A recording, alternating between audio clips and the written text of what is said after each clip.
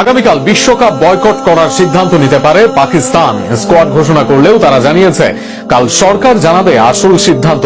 এদিকে খেলোয়াড়দের সঙ্গে কথা হয়েছে সরকারের, খেলোয়াড়রা প্রস্তুত বিশ্বকাপ না খেলার জন্য।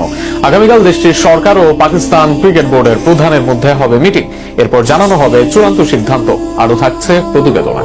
পাকিস্তানের বিশ্বকাপ অংশগ্রহণ নিয়ে অনিশ্চয়তা আরো ঘনীভূত হয়েছে। একদিকে 15 সদস্যের দল ঘোষণা, অন্যদিকে সরকারের সিদ্ধান্তের অপেক্ষা।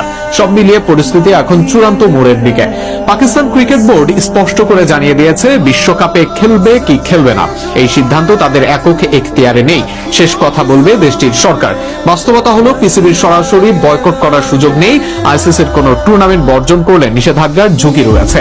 সে কারণেই বিষয়টি সরকারের কাঁধে তুলে দিয়েছে বোর্ড।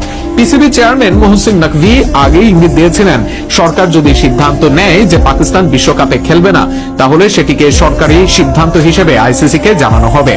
রোববার লাহোরে দল ঘোষণার সংবাদ সম্মেলনেও সেই অবস্থানই পুনর্ব্যক্ত করা হয়। নির্বাচক আকিব জাভেদ বলেন, নির্বাচকদের দায়িত্ব কেবল দল নির্বাচন করা।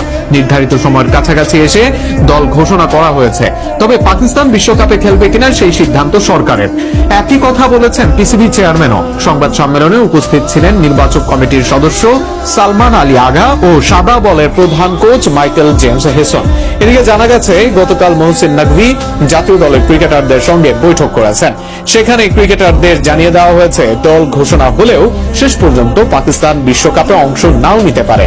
আশ্চর্যের বিষয়, এমন পরিস্থিতিতে ক্রিকেটারদের পক্ষ থেকে কোনো আপত্তি আসেনি, বরং তারা জানিয়েছে সরকার যে সিদ্ধান্ত নিবে সেটার সঙ্গে তারা একমত থাকবেন।